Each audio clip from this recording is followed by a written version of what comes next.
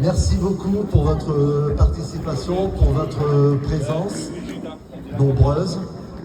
Je tiens à souligner que vous êtes comme nous attachés à la sauvegarde du patrimoine municipal, tout au moins à sa sauvegarde, à empêcher que cette chapelle puisse être rasée.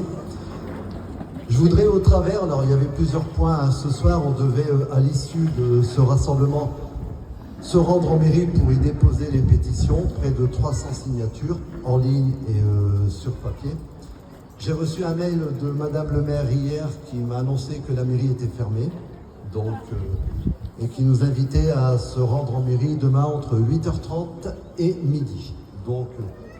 Nous irons donc rendre les pétitions demain dans la matinée, en espérant que le poids des 300 signatures pourra surseoir à cette décision. C'est pas parce qu'il y a eu une délibération de voter pour l'achat qu'elle est obligée de l'acheter.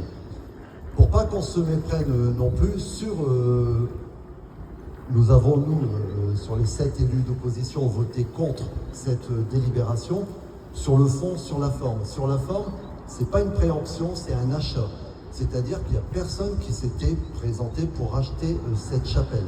Dès lors qu'il y a un acheteur qui achète une maison, un bâtiment, il y a un acte de DIA qui arrive en mairie, une déclaration d'intention d'aliéner, et la maire a 2 mois pour préempter et faire durer les choses. J'en sais quelque chose, donc elle peut le faire durer, et souvent ça décourage le promoteur ou l'acheteur. Ça, c'est sur la forme. Ici, c'est pas une préemption, c'est un achat volontaire.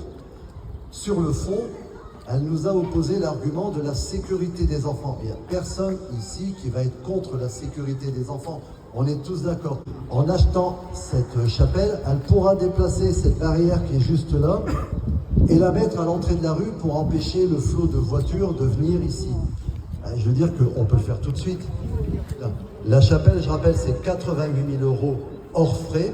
On va se monter facilement à 100 000 €. À partir de ce moment-là, le déplacement d'une barrière, on doit en avoir pour 500 €. Les 88 000 €, c'est ce qu'on appelle nous aussi toujours une question de priorité. Si on est dans la sécurité, on peut voir un terme large. La sécurité, ça peut être de la sécurité routière. Il y a énormément de nids de poules sur la commune. Il y en a encore un ici. Au lieu de les remplir avec des schistes rouges, on achète des sauts de thermacadam à froid. On a une solution qui est un peu plus pérenne et on est loin des 88 000 €. Je rappelle que le budget municipal, il est compliqué, il n'y a pas beaucoup d'argent. On nous le répète à longueur de temps que c'est compliqué et malgré tout, on achète. Au-delà de ça, la valeur de ce bâtiment, la valeur sentimentale de cette sauvegarde du patrimoine, c'est un peu aussi ce qu'on répète souvent lors des cérémonies officielles du 8 mai, du 11 novembre, sur le devoir de mémoire. C'est bien, il faut le maintenir, il faut le conserver, surtout de plus en plus en ce moment, mais le devoir de mémoire, il doit aussi pouvoir s'appliquer à notre patrimoine, aux bâtiments municipaux. Je ne dis pas qu'il faut laisser la chapelle dans cet état, mais s'il y avait un vrai projet derrière, on pourrait au moins sauvegarder son âme déjà, et c'est faire fi un peu de tout, quelle que soit la communauté. On a des signatures de personnes de toute origine, de toute confession. C'est un pan de l'histoire de la culture polonaise qui a été extrêmement importante à une époque de la commune, et faire fi de ça, c'est faire fi du passé. Donc je trouve qu'il y a d'autres solutions, surtout qu'il n'y a pas d'urgence. Le bâtiment, il ne menace pas de ruine, auquel cas il n'y a pas de problème. On prend un arrêté, Madame le maire prend un arrêté de mise en péril, on sécurise le périmètre, on fait procéder. Il n'y a personne qui serait contre en disant il risque de s'écrouler sur les enfants. Là, encore une fois, c'est pas le cas. Donc c'est pas le discours qui nous a été tenu. Et nous, c'est un peu le discours qu'on veut faire passer. On n'est pas là pour dire on est contre. C'est pas le problème. C'est de se dire il y a d'autres solutions, il y a d'autres possibilités, il n'y a surtout pas d'urgence.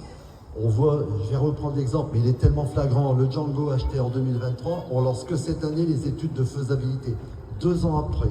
Donc on met un peu par moment, on peut dire souvent, la charrue avant les bœufs. Encore une fois, si on nous répète qu'il n'y a pas d'argent, 88 000, ils peuvent être employés largement ailleurs sur la commune, et que ce soit même pas en termes de sécurité. Parce que ici, ce bâtiment-là, ce qui nous a été dit, c'était soit le raser, soit en faire un centre socio-culturel. Il y en a en face, de centres socio-culturels. À un moment, on a évoqué aussi un dojo, on a évoqué aussi d'en faire une cantine. Donc Ben oui, un coup ci, un coup ça, c'est pas possible. On peut pas jouer avec l'argent des contribuables, avec votre argent, et puis nous dire, écoutez, on ne sait pas encore ce qu'on va en faire, mais on l'achète. Ça va devenir ni plus ni moins, parce qu'il ne sera pas entretenu qu'une verrue qui va rester comme ça, parce qu'il n'y aura pas l'argent nécessaire pour le mettre, pour le transformer, ou pour en faire un bâtiment digne de ce nom. Voilà quoi. Donc, il y a peut-être quelque chose à faire, mais il y a surtout matière à patienter et à réfléchir. Le but de cette pétition, pour laquelle vous avez été nombreux, encore une fois, et je vous remercie, à répondre et à la signer, c'était sur ça. C'était surtout de dire, pas de précipitation, revenez un peu sur votre décision, il n'y a pas d'urgence à acheter ce bâtiment-là, tant qu'il n'y a pas d'acheteur. Et encore une fois, s'il y a un acheteur, il sera temps à ce moment-là de se poser les bonnes questions.